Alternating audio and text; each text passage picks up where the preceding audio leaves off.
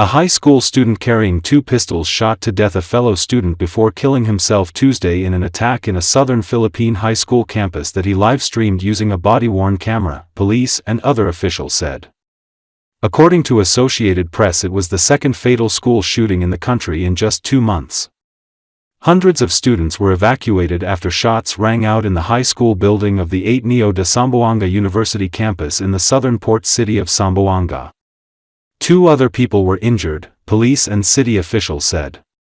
The shooting happened despite police assurances that security in schools across the country would be strengthened after a shooting in June in which 3 high school students were killed and at least 20 others were wounded in central Tacloban City.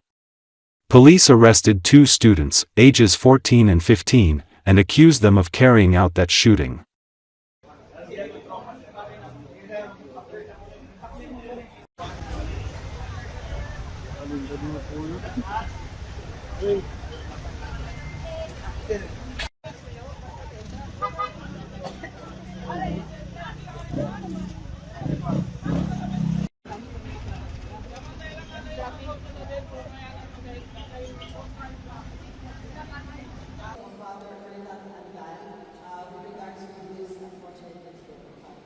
It is a very, very sad day for all of us.